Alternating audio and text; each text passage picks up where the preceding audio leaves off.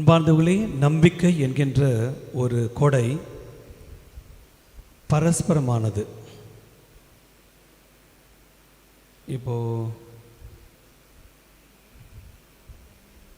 நான் நம்புகிறேன், நான் பேச போகிறத நீங்கள் கேட்பீங்கன்னு நான் நம்புகிறேன். நம்பலாமா?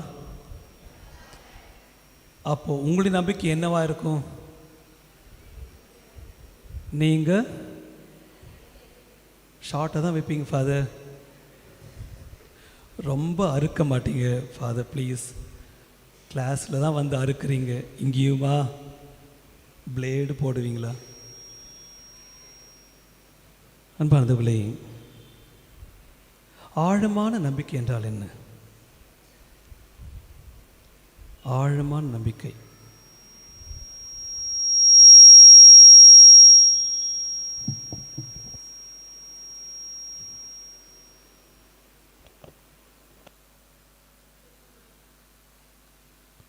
அது உச்ச நம்பிக்கை.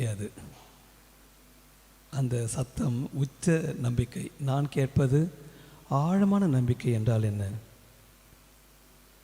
சுற்றிலும் ஒரே புயல், அந்த புயலுக்கு நடுவிலே ஒரு வீடு, அந்த வீட்டுக்குள்ளே ஒரு தாய் கை குழந்தையை வைத்திருக்கிறார். அந்த கை குழந்தை ஆழமான தூக்கத்தில் உள்ளது.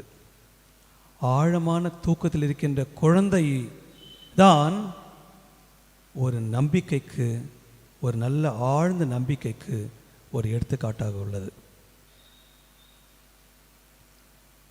இப்போ நம்ம எல்லாரையும் நம்புங்க இயேசுவை நம்புங்க, ரொம்ப ஈஸி. நம்பிட்டு வந்து ஆமேன், கிறிஸ்தன் திருவுடல் ஆமேன், திரு ரத்தம் ஆமேன், உண்டு விட்டு பருகிவிட்டு செல்வது மிக எளிது. கைகளை குவித்து சாமி சோஸ்திரம், மிக எளிது. ஆனால் அதற்கான இணையான அல்லது அதற்கு மேலான ஒரு சவால் வரும் பொழுது அதே நம்பிக்கையோடு நம்மால் சொல்ல முடிகிறதா?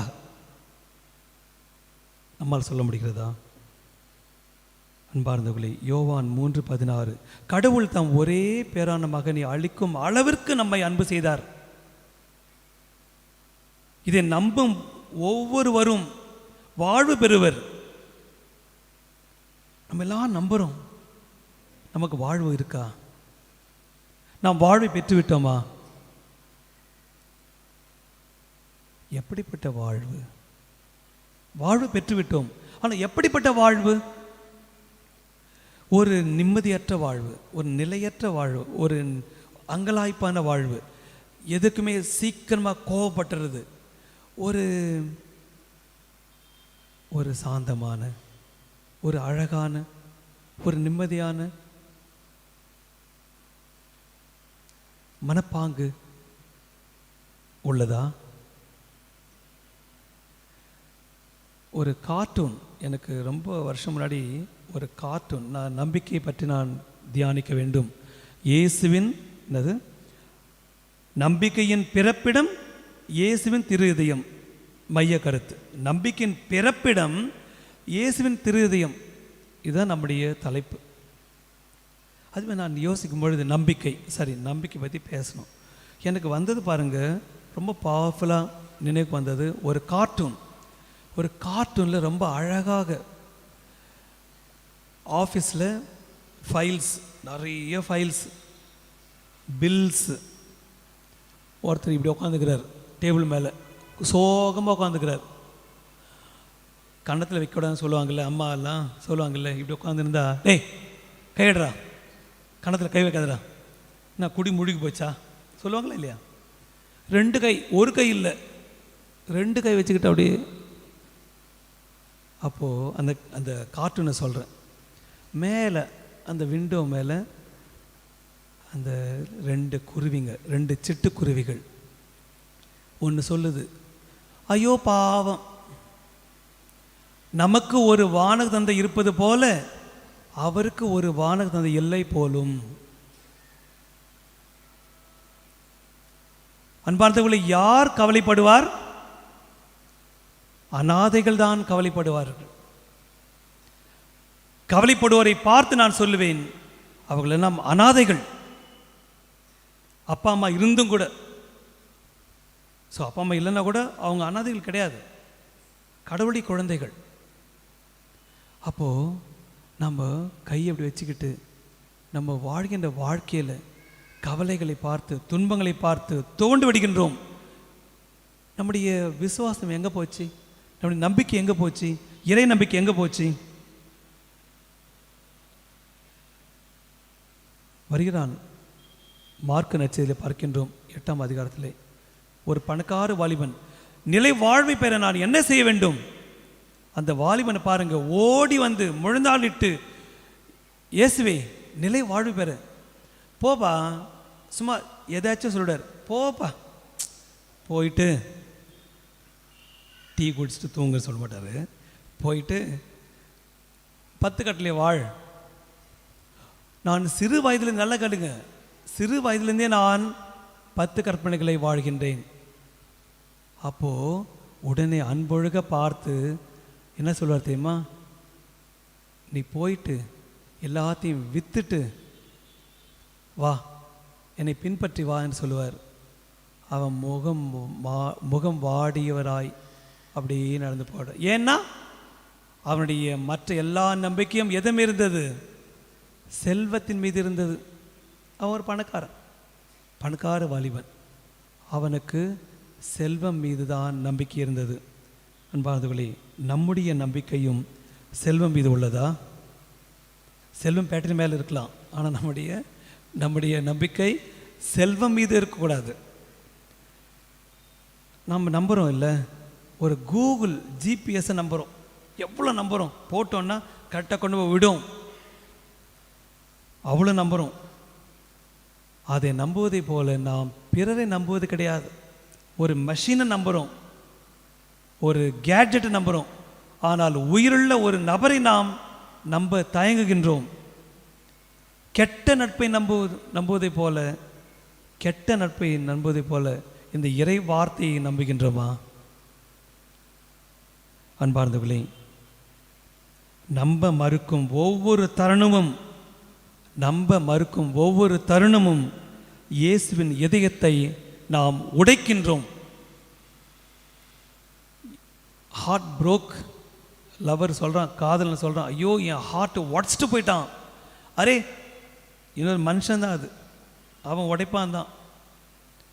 ஆனால் நாம் இயேசு இதயத்தையே உடைக்கின்றோம்.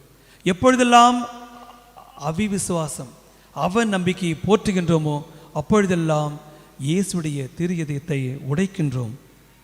நம் அவல நிலைகளிலிருந்து, நம்முடைய அவல நிலைகள் வரும்பொழுது என் வயிறு பற்றி எரியுதுன்னு சொல்கிறோமா இல்லையா? என் வயிறு பற்றி எரியுது அந்த கஷ்டத்தை பார்க்கும் பொழுது. ஆனால் ஏன் சொல்கிறோம் தெரியுமா? நாம் முக்கியத்துவம் தருவது நம்முடைய வயிற்றுக்காக. நமக்கு வயிற்றுக்கு தான் நம்ம முக்கியத்துவம் தர்றோம். அதே இதயத்துக்கு நாம் தந்திருந்தால், ஏதோ ஒரு கஷ்டத்தை பார்க்கணுன்னா என் இதயம் பற்றி எரிகிறது என்று சொல்லுவோமா? ஆனால் இயேசு சொல்லுகின்றார், எனது இதயம் பற்றி எரிகிறது. அன்பார்ந்தவர்களே, கண்டிப்பாக நான் சொல்கிறேன், இந்த ஒரு மறையுறையால் நீங்கள் யாரும் மனம் திரும்ப போகிறது கிடையாது. உண்மையாக சொல்கிறேன். என்ன முதற்கொண்டு நான் இதையே ஒரு கிராஃபில் போட்டு, ராபர்ட் இந்த நேரத்தில் உனக்கு சவாலாக இருக்குது, இங்கே இந்த பண்பில் நீ உயர்ந்துக்கிற, இங்கே நீ தாழ்ந்துக்கிற, இங்கே மைனஸில் இருக்கிற, வா என்று சொன்னால் எனக்கே கஷ்டமாக இருக்கும். கவலைப்படாதீங்க. ஆனால் ஒரு நம்பிக்கை, சிறிய நம்பிக்கை, ஏதோ ஒரு விதத்தில் நான் என்னுடைய வாழ்க்கையை மாற்றி அமைக்கப் போகிறேன். எனது வாழ்வை இன்னும் சற்று இயேசு இதயத்துக்கு அருகே வர முற்படுவேன், முயற்சிப்பேன். நம் சாட்சிய வாழ்வு எவ்வாறு உள்ளது அன்பார்ந்தவர்களே? நம்முடைய சாட்சிய வாழ்வு, நீங்களின் சாட்சிகள் அழகாக பாடுறோம். வாழ்வினை வெல்லுங்கள், காட்டுங்கள், உன் விசுவாசத்தை காட்டுங்கள், அன்பினை காட்டுங்கள். அழகான முன்னுரை. ஓகே, எல்லா வாசகத்துக்கும் முன்னுரை நல்லா இருந்தது. திருப்பலி முன்னுரையில் இதயத்திற்கு எல்லாமே. இதற்கு ஒரு சான்று, நம்பிக்கை, அன்பிற்கு ஒரு சின்னம், எல்லாத்துக்கும். ஆனால் நம்பிக்கை சின்னம் மட்டும் சொல்லலை அவங்க. நான் லூர்து ஃபார் எண்ணிகிட்டே இருந்தோம். நம்பிக்கை என்னடா என் வார்த்தை வரவே இல்லையே சொல்லும் பொழுது ஓகே எனக்காக விட்டாங்க. என்ன நற்செய்தியில் மறையுறையில் அடிக்கடி அந்த வார்த்தை சொல்ல போகிறாரு அப்படின்னு சொல்லி விட்டாங்க போலும். அன்பார்ந்தவர்களே, அதோ போகிறான் பார் நம்புகிறவன். யாராவது நம்மளை பார்த்து சொல்ல முடியுமா? அதோ போகிறாள் பார் நம்புகிறவள், இதோ வருகிறான் பார் விசுவசிக்கிறவன். நம்மளை பார்த்து சொல்ல முடியுமா? ஆனால் நம்ம யாரு? விசுவாச மன்றாட்டு, விசுவாசிகளின் மன்றாட்டு, விசுவாசிகளின் மன்றாட்டு. அப்போ நம்ம எல்லாம் விசுவாசிகள், நம்புகிறவர்கள். பேரளவை தானா அல்லது வாழ்வழிவிலா? அன்பார்ந்தவர்களே, இயேசுவின் நம்பிக்கையால் பற்றி எரிகின்ற தீச்சுவாலையால், இயேசுவின் நம்பிக்கையால் பற்றி எரிகின்ற தீச்சுவாலையால் நாமும் பற்றி எறிய வேண்டும். Fire fire. ஒரு சாமியார் நெருப்பு நெருப்பு நெருப்பு நேரம் எல்லாம் திரும்பி பார்த்து ஓட பார்த்தாங்க. ஒரு சிலர், ஒருத்தர் பக்கெட் எடுத்து ஓடுறான். அங்கே பார்த்தா ஒன்றுமே கிடையாது. என்னங்க சாமி? இல்லை நரகத்தில் நெருப்பு அப்படி சொல்ல வந்தேன். ஸோ நரகத்தில் நெருப்பு என்பதை நம்ப மாட்டேன்றோம். ஆனால் இங்கே நெருப்புன்னா அங்கே இல்லைன்னா கூட நம்புகிறோம். இப்போ கூட பாம்புன்னா ஒரு சில பசங்க ஓடிடுவாங்க போலுக்கு, அந்த கேமரா தள்ளி விட்டு ஓடுவாங்க போலுக்கு. அன்பார்ந்தவர்களே, நாம் இயேசுவின் அன்பினால் நம்பிக்கையினால் பற்றி எரிகின்றோமா? தீயாயிரு, தீயாக்கு. நம்பிக்கையின் தீயாயிரு, நம்பிக்கையிலே தீயாக்கு. எல்லாம் நம்பிக்கையின் ஒளிமயமாமே. ஏன் நம்ம அவ்வாறு வாழ முடியாது? ஏன் வாழக்கூடாது? இயேசுவின் இதயத்திற்கு சான்று பகர எனது நம்பிக்கை எவ்வாறு வலுப்பெற செய்ய போகிறேன்? அன்பார்ந்தவர்களே, இது ஒவ்வொருடைய தனிப்பட்ட கருத்து மட்டுமல்ல, தனிப்பட்ட அழைத்தலுக்கு நம்முடைய பதில். என்னுடைய நம்பிக்கையை எவ்வாறு ஆழப்படுத்த போகிறேன்? எவ்வாறு வலுப்பெற செய்ய போகிறேன்? வறண்ட காலநிலையிலே, நல்லா மழை பெய்யுது, குடிக்கிறது நிறைய தண்ணி இருக்கு, அப்பொழுது எனக்கு குடிக்க தண்ணி கிடைக்கும்னு சொல்றது நம்புறது பெரிய சவால் கிடையாது. ஆனால் வறண்ட காலங்களிலே தண்ணியே கிடையாது, வறண்ட காலம். அப்போ மழைக்காக நீ ஜெபிக்க போற, கொடையோடு போறன்னா உனக்கு நிறைய நம்பிக்கை இருக்குன்னு அர்த்தம். நீ ஜெபித்து திரும்பி வரும்பொழுது கண்டிப்பாக மழை பெய்ய போகுது. அன்பார்ந்தவர்களே, ஜெபிக்கும் பொழுது இன்னொரு மனநிலை வேண்டும். நான் முடிக்க போகிறேன்.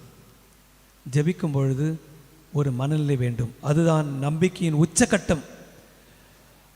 ஜெபிக்கும் பொழுது ஏற்கனவே நான் அந்த மன்றாட்டை, அந்த வரத்தை பெற்றுவிட்டேன் என்கிற மனநிலையோடு நாம் ஜெபிக்கிறோம் அல்லவா?